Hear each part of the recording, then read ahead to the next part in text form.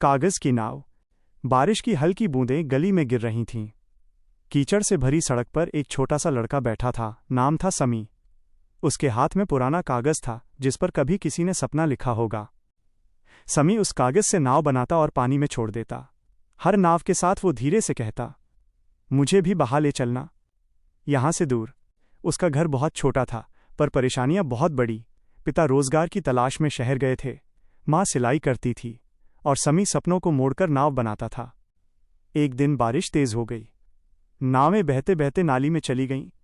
समी की आंखों में आंसू आ गए। तभी एक बूढ़ा आदमी पास आकर बोला, बेटा, नाव डूब गई तो क्या हुआ, जिसने नाव बनाई है वो तो अभी जिंदा है। उस दिन समी ने पहली बार समझा, नाव जरूरी नहीं, हिम्मत जरूरी होती है। अगले दिन उसने वही कागज उठाया, लेकिन इस बार नाव नहीं बनाई। अगले दिन जब सूरज निकला तो कीचड़ सूख चुका था। समी ने वही पुराना कागज उठाया जिसे वो अब तक सिर्फ बहाने के बारे में सोच रहा था। उसने उसे ध्यान से देखा। वो कागज फटा हुआ था, लेकिन उसकी जिद अभी साबुत थी। समी ने इस बार कागज को मोड़कर नाव नहीं बनाई, बल्कि उसने अपनी छोटी छोटी उंगलियों से उसे एक हवाई जहाज का आकार दिया। उसने उसे हवा में उछाला और चिल्लाकर बोला, अब बहना नहीं, उड़ना है। बूढ़े आदमी की बात उसके दिल में घर कर गई थी। उसने समझ लिया था कि नाव तो लहरों और नालियों के भरोसे रहती है, लेकिन जहाज अपनी दिशा खुद तय करता है। उसने अपनी माँ की सिलाई की पुरानी कतरनें इकट्ठी कीं, उन रंगों से कागज के उस जहाज को सजाया और उस पर अपना वो सपना लिखा जो अब तक सिर्फ एक धुंधली याद था। उसने तय किया कि वो सिर्फ हालात के सुधरने का इंतजार नहीं करेगा। उसने स्कूल जाने की ठानी, भले ही इसके लिए उसे माँ के काम में हाथ बटाकर कुछ अतिरिक्त मेहनत क्यों न करनी पड़े।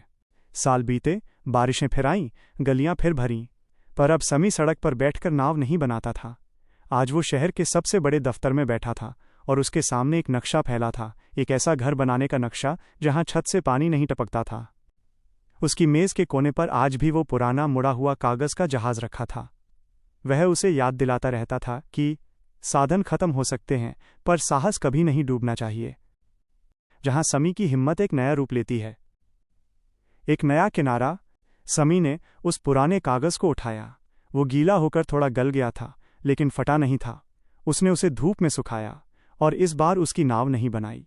उसने अपनी माँ की सिलाई वाली पेंसिल उठाई और उस कागज के पीछे एक नक्शा उकेरा, अपनी गली से लेकर उस बड़े शहर तक का रास्ता जहां उसके पिता काम की तलाश में गए थे। समी ने समझ लिया था कि सिर्फ बह जाने की जिद से मंजिल नहीं मिलती, रास्ता खुद बनाना पड़ता है। उस शाम जब बारिश थमी तो समी ने देखा, सड़क की नाली कचरे से भरी थी, जिससे पानी लोगों के घरों में घुस रहा था। उसकी माँ परेशान थी क्योंकि सिलाई की मशीन भीग रही थी। मोहल्ले के लोग सिर्फ किस्मत को कोस रहे थे। समी बाहर निकला। उसके हाथ में नाव नहीं, बल्कि एक छोटा सा फावड़ा था।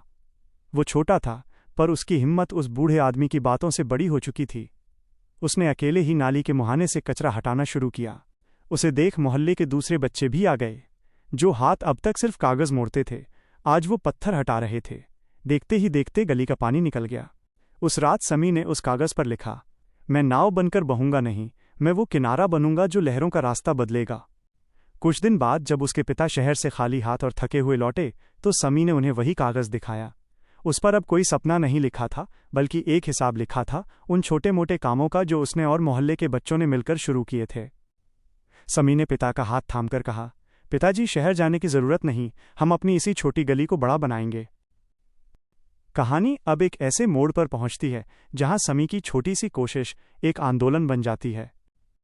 बदलाव की गूंज। समी के पिता ने जब अपने बेटे की आंखों में वो चमक देखी तो उनकी थकान जैसे आधी हो गई। शहर की भीड़ में खो जाने से बेहतर उन्हें अपने बेटे का साथ लगा।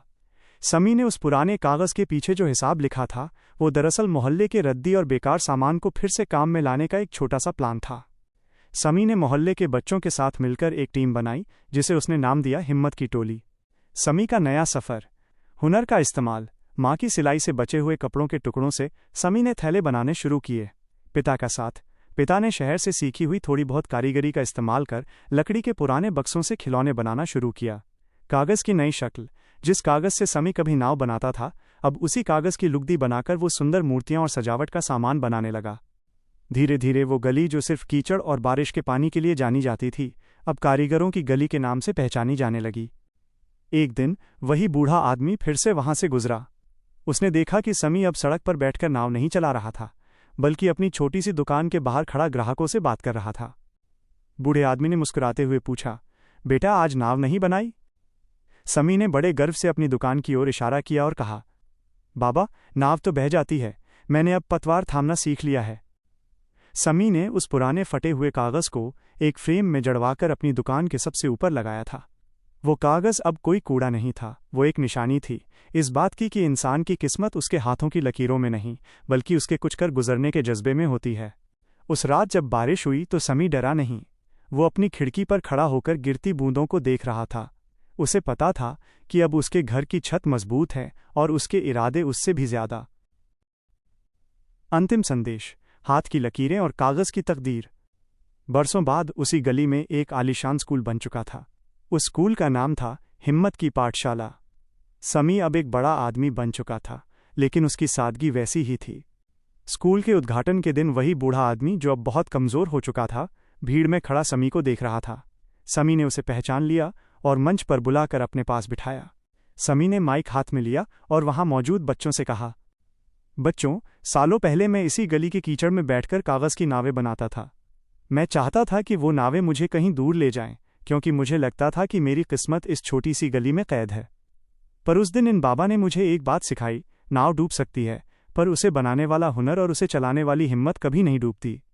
समी ने अपनी जेब से वो पुराना पीला पड़ चुका कागज निकाला और सबको दिखाते हुए कहा, ये वही कागज है जिस पर कभी किसी ने सपना लिखा था। मैंने इसे नाव बनाया तो ये डूब गया, मैंने इसे जहाज बनाया तो ये उड़ गया, लेकिन जब मैंने इसे अपनी मेहनत का हिसाब बनाया तो इसने मेरी जिंदगी बदल दी। उस दिन समी ने स्कूल की दीवार पर सोने के अक्षरों में एक संदेश लिखवाया, जो आज भी उस गली से गुजरने वाले हर मुसाफिर को प्रेरणा देता है। हालात की लहरें कितनी भी ऊंची क्यों ना हो, अगर आपके इरादे मजबूत हैं तो आप डूबती नाव को भी जहाज बनाने की ताकत रखते हैं। कागज की नाव पानी से नहीं, हौसले की कमी से डूबती है। सूरज ढल रहा था और बारिश की हल्की फुहारें फिर से गिरने लगी थीं। पर इस बार समी की आंखों में आंसू नहीं, बल्कि एक सुकून भरी मुस्कान थी। उसे अब बहने के लिए किसी नाव की जरूरत नहीं थी, क्योंकि उसने खुद समंदर को पार करना सीख लिया था।